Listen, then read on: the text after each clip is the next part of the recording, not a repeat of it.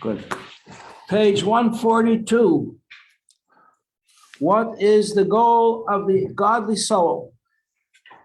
What are its objectives in this war, this confrontation with the animal soul? That it should be in totally control and no alien should pass through. Heaven forbid. And I told you the story of the student who thought he was going to Russia and they never let him pass the border. That's how we have to be vigilant. You have to learn from that to be vigilant, not to let any thoughts or desires in. It says in the book of Deuteronomy, Devarim, that we are commanded to have judges and policemen in all our gates. They make sure that when you come to a country, you have immigration control.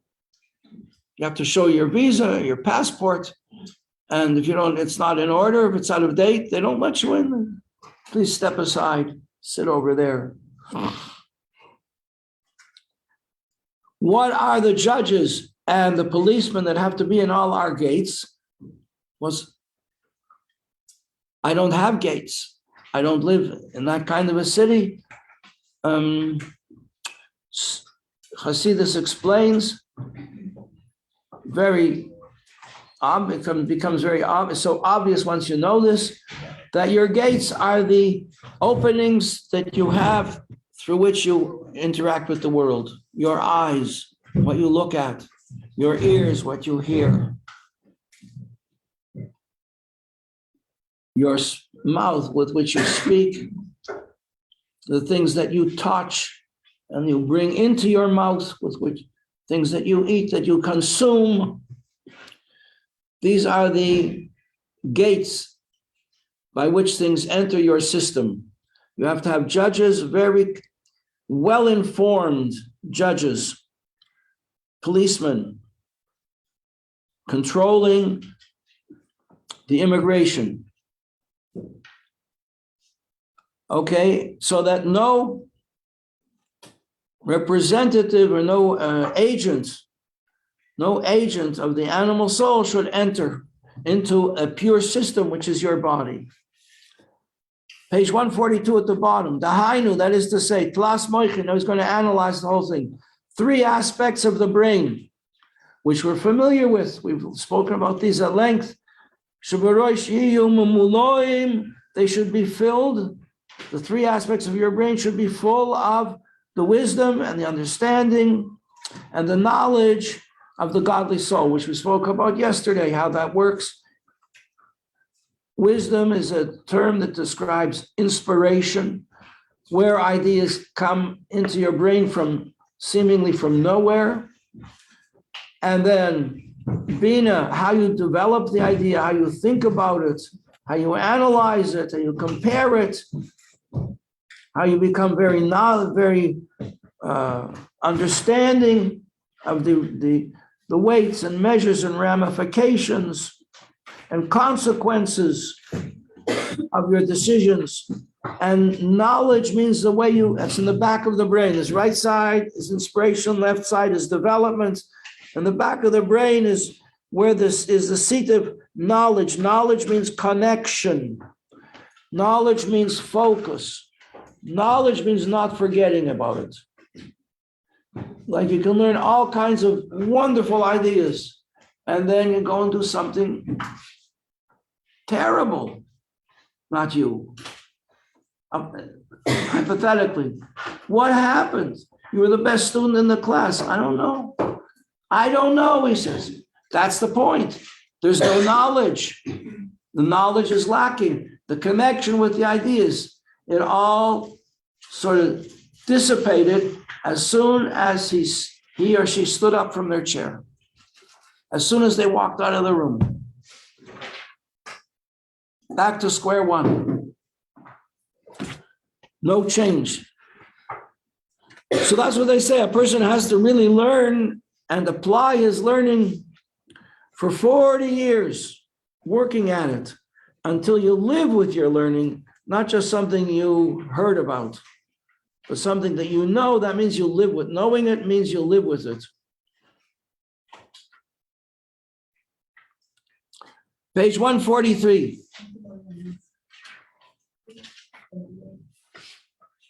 So we're talking now about wisdom and understanding, and that means lisbainen, to think deeply. Say about the greatness of Hashem. Okay, that's why I asked you in the very first class, on the way to class, Chaya, to look up, see what a beautiful day it is. Think to yourself, how far does this blue sky go? Wow, it's huge. Well, who made it? What's it doing there? Ponder. Think about the greatness of Hashem. It's infinite. It's beyond what you can possibly grasp.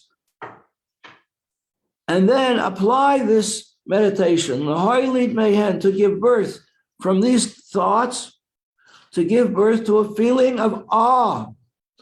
You know, some of my favorite examples are how the birds migrate, how the flowers know when to push their way up from underground, how the trees, leaves on trees, make nourishment from chlorophyll and the green in the leaves. You know, when the trees change color in the fall, it's so beautiful.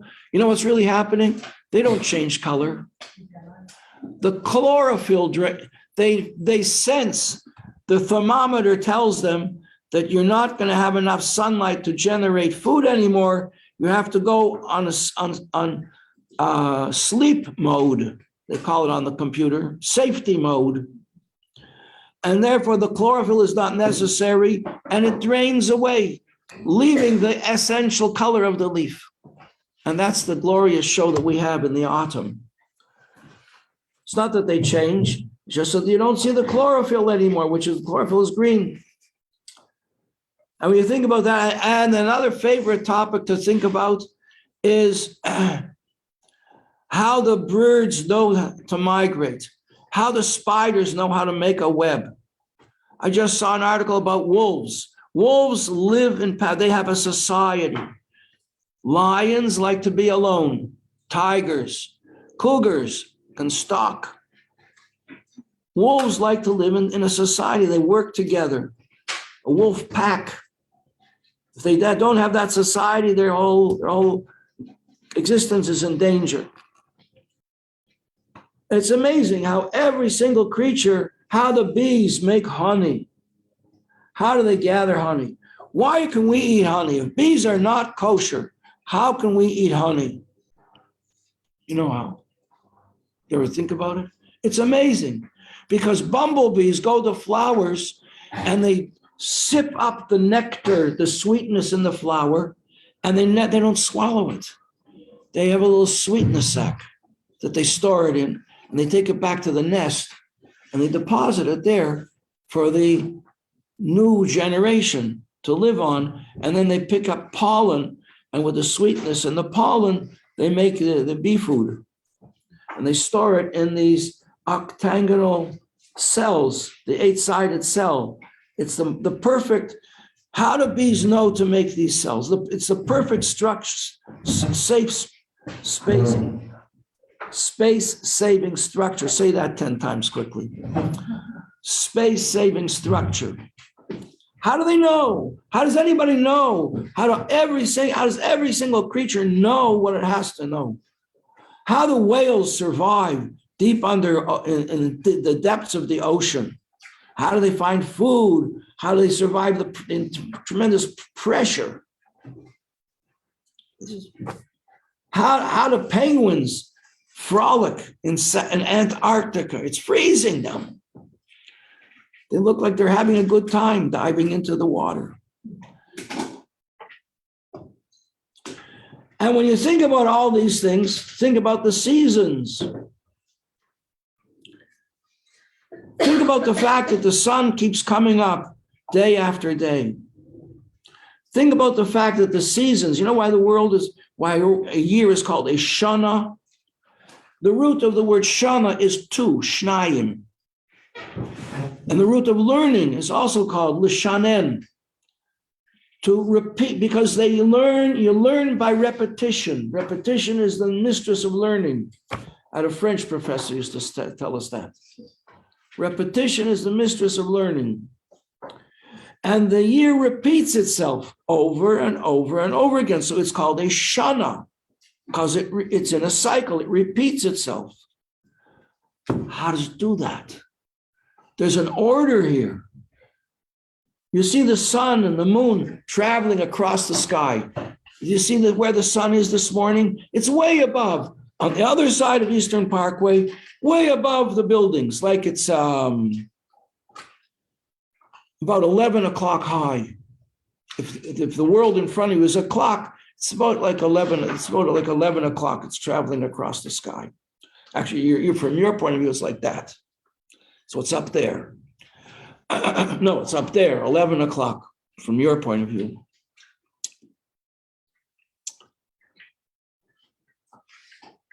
So the Rambam writes that we see the planets, we see the stars and the sun and the moon moving across the heavens. And he asks a simple question: who is moving them? Who is moving them? And when you think along these lines, you think about the greatness of Hashem, and you get a sense of awe. The tremendous powers of life. And we said yesterday about the name of these falls, I can't remember them. What's the name of it? Iskakug or something. What? The waterfalls. Iguazu. Iguazu. Iguazu waterfalls on the border of Brazil and Argentina. Iguazu waterfalls. I knew a rabbi who was in a ferry boat crossing the river there between Argentina. How do I know this? How do I know about these waterfalls? Because I knew the rabbi. I know his nephews. They're my colleagues. His name is Rabbi Baumgarten. He's the Rebbe's shaliach to Argentina, first one. And he was traveling from Argentina to Brazil, and he had to cross this river. And the way to get across, they had a ferry, a boat, and you could drive your car up onto the boat, and they took all kinds of luggage and things across the river. And so he went on this boat, and there were other Jews on the boat who were not religious, and they made fun of him. They made it very unpleasant for him to be on the boat. So he asked the captain, would it be all right if he sat in the car? He said, no problem. He didn't need there to fight with them or to be subjected to their scorn. The water runs very swiftly there because of these huge waterfalls. And a banana boat, there's a lot of bananas there. There was a banana boat that lost control and got swept into the ferry boat, and the whole boat shook. And his car started to roll back off the boat into the water, into the river, down to the bottom of the river. First of all, he couldn't open the door to his car because of the water pressure. Second of all, he didn't know how to swim. Third of all, he weighed about 280 pounds. He was a big guy. Now, this was on the 12th day of Tammuz. You're going to learn in a couple of months in the summertime. The 12th day of Tammuz is a Hasidic holiday. It's the birthday of the previous Rebbe. It's also the day that his life was saved when he was liberated from prison in Bolshevik communist Russia, when they were fully intending to kill him along with thousands of others.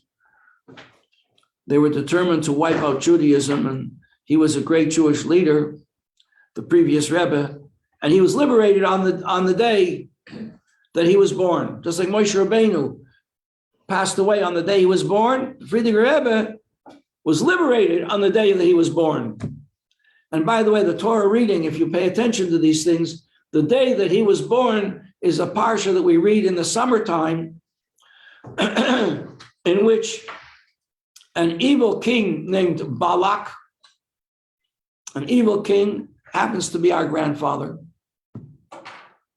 Our grandfather wanted to curse the Jewish people. He was the king of Moab, and he felt threatened by the Jews coming out of Egypt that they were going to take over his country, which they did. And so he wanted to get rid of the Jews. How was he going to do that? Well, he heard that the power of the Jews was in their prophets. So he hired a prophet, prophets for hire. Or a gun for hire, it's a prophet for hire, to come and curse the Jews. And his name was Bilam. He was also connected with the family. He was a descendant. That's what a family can do to itself. He was a descendant of the father of Rachel and Leah, which means a distant relative of ours. And he was expert in black magic. And when he cursed somebody, you had to watch out. So Balak, the king of Moab, hired Bilam to curse the Jews, which he was willing to do for enough money. If he got enough money, he would curse the Jews. And Hashem told him, don't go. Hashem came to him in a dream. Can you imagine? Did he come to anybody here in a dream? He came to him in a dream. He said, don't go. So what are you planning? He said, but they give me a lot of honor. He said, if it's for your benefit, you can go, but don't curse the Jews. So he looked for a loophole, how he could find a way to go, because he wanted the money. He went to curse the Jews. It's a beautiful, extraordinary story in the Torah. It's called Balak. It's called Balak, the king, the name named after the king of Moab. And when he went to curse the Jews, guess what happened? The most wonderful blessings came out of his mouth. And all the most clear predictions, prophecies about the coming of Moshiach came from him. He went to curse and out came blessings. Extraordinary story. We read it at that time of the summer when the previous Rebbe's birthday takes place. We always read it in that parsha. And that's the day that he was freed from prison. And that was the day that Rabbi Baumgarten, like Rosenbaum, Baumgarten, it was his custom to come to be with the previous Rebbe on that day and to be with the Rebbe, his successor, the Rebbe, on that day. I don't know about the previous Rebbe, maybe he was too young for that, but he would always come. The Rebbe would always verbring on that day. Our Rebbe would verbring on that day, and it was a very important yontif in our calendar on the 12th day of Tammuz. And on that day, it so worked out that Rabbi Baumgarten could not be in New York. So he sent a telegram, and he said to the Rebbe, please, in the telegram, I can't be with you. Please have me in mind on the 12th day of Tammuz.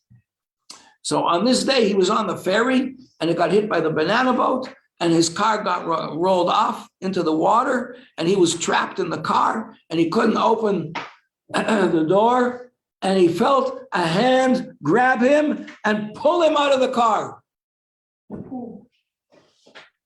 He couldn't do it.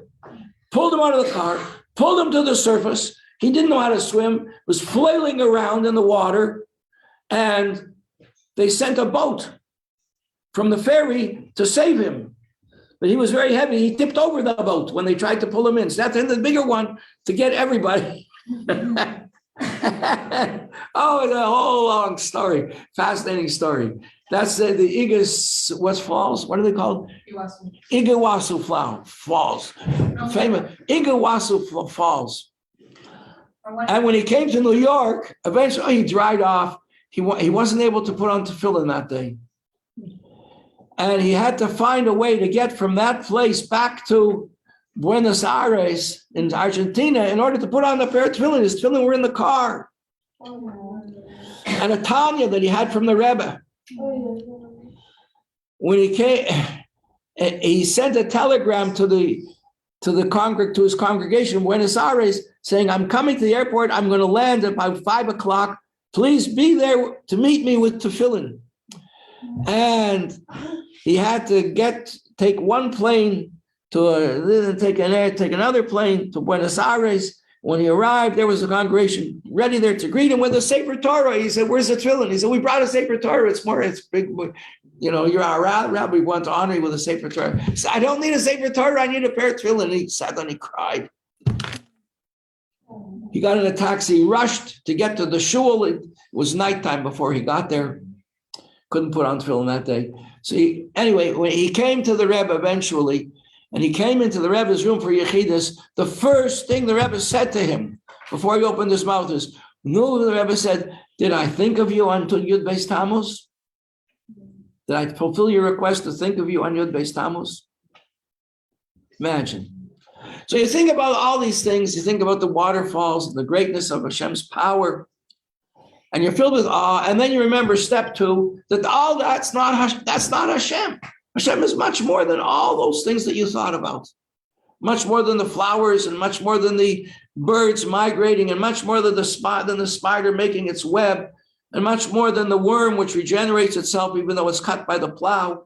Much more than anything you can think of in the world of nature, Hashem, the creator of everything in the heavens and the earth. Much greater than all that. Hashem is the place of the whole world. We say in the Haggadah, Hashem is called the place, blessed be he. How can you call Hashem a place? Because he is the source of all place. How can we call Hashem wise? He's more than wise. We say he's very wise because he's the source of wisdom. We say Hashem is the source of truth. Hashem is the God of truth. Is that all?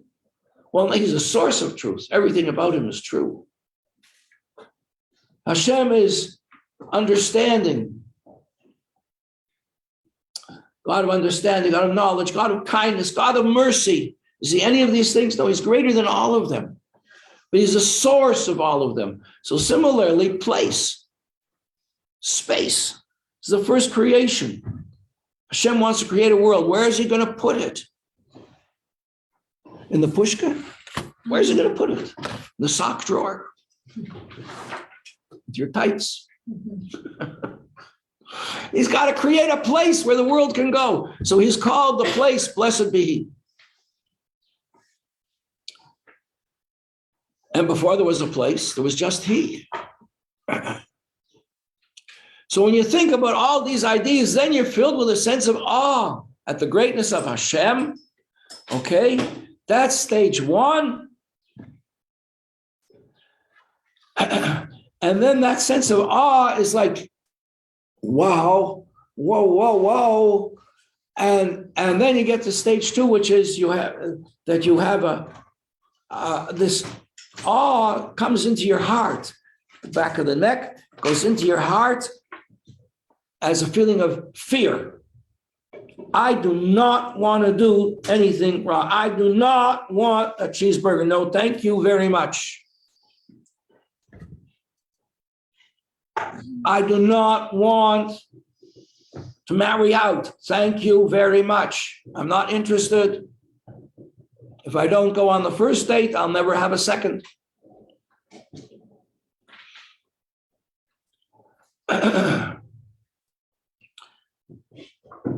We don't want to go through the red light.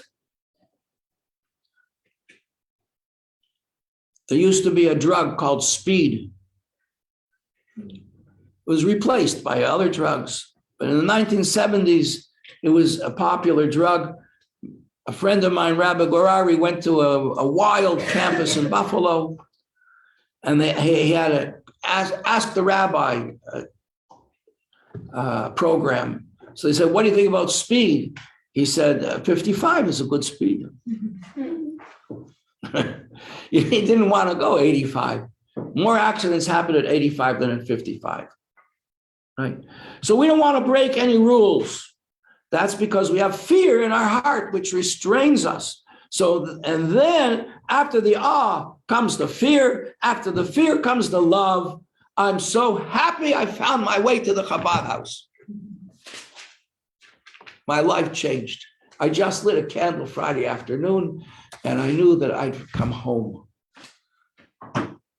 Does that ring true with you, girls? Does that sound familiar?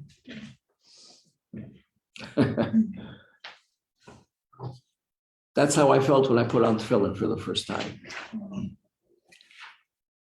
Okay, so that's what it says here, that our mind, our Chachma Bina Das, should be filled with the knowledge, with the awareness and knowledge and thoughts of Hashem. And that will, then the next thing is to have awe in our mind, fear in the heart, and then love. Page 143, we got to the bottom of page 143. Avas Hashem ke'esh, like a fire bayara, burning, belibe in his heart, Karish B'Shalaheves, like fiery flames. The last paragraph on page 143, Liyes Nichsagam Kalsa Nafshi. That's another class. What is this all about? That a person, his love or her love is so great that they're ready to leave. They're ready to check out. The soul is, that's called to expire out of love. It's not what Hashem wants from us. On the day that they erected the tabernacle, the Mishkan, which meant to the Jewish people that they had been forgiven for the sin of the golden calf, worshiping the golden calf, they were so happy. Like imagine you're engaged to be married, and through no fault of your own, you don't even know, well, even you do find out why, but there was a slander, and the chassan broke the engagement, and you were bereft, and you're unhappy, and people pleaded with him, and it took a long time till he finally got over his anger and his upset and so on, and he said, okay, we're going to go through with it. How does the Kala feel? So happy, so relieved. She loves this young man. She wants to get married to him. And now he takes her back. Well, that's how the Jewish people felt after the whole slanderous episode of the worshiping the golden calf. And then Hashem said he forgave them, and he took them back, and they built the Mishkan. They could be together with him. They were so happy. We're going to read about it in 1 month's time, just before Pesach. And the sons of Atuv, the sons of Aaron, took the most beautiful offering that there is, which is not an animal, and it's not flour, not an expensive animal, not a less expensive animal, not even flour. It's just powder, incense. They took an incense offering into the holy chamber, in the Holy of Holies, like you do on Yom, like the high priest does on Yom Kippur. They were not commanded to do it, and a fire came down from heaven to consume their offering and to consume them. And the fire went in their nostrils and their soul went out. That's called expiry for love. They were enraptured with love of God. It's not what Hashem wants. Hashem wants us alive here doing mitzvahs. He doesn't want us back in heaven. If that was the case, we didn't have to leave in the first place. Okay, that's called Nifzagam Kalsa Nafshi. That's the next stage of love that is generated through meditation in your Chachma Bina Das, in your intellect, about godly concepts. That a person wants L'davka boy to just cling to him. My soul yearns and expires for thee, Hashem. And wants to cling to him, to the infinite, blessed be he, with all my heart and all my soul and all my might. Me'umka Deliba, page 144, from the depths of my heart,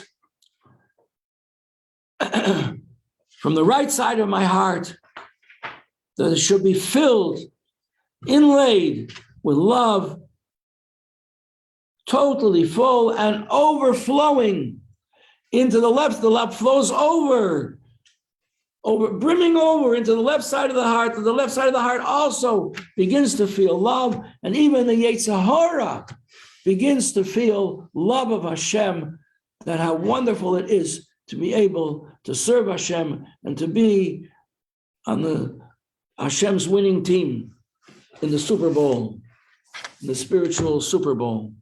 Thank you very much.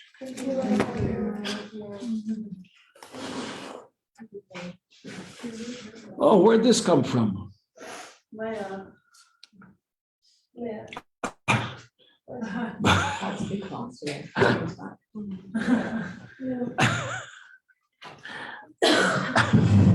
Baruch atah Eloheinu.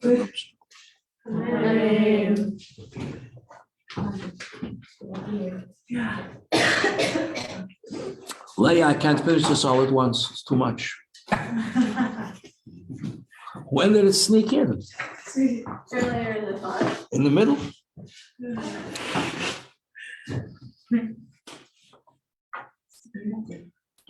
Okay, go over this. Become very knowledgeable in what we just learned today. Become wise in it. It's a very important meditation. It says in so many places in Hasidus to think about God, to meditate on the greatness of God. This is how you do it. This is what Tanya teaches you. Step by step.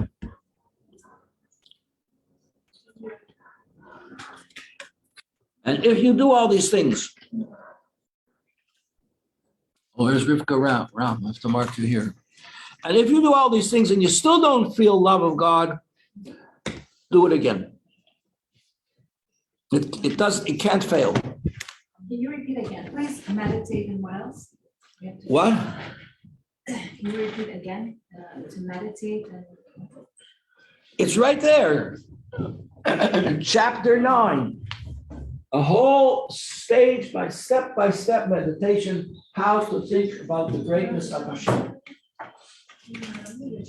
And we spent quite some time discussing each of these stages, exactly what they stand for, what they mean. Hi. Have a wonderful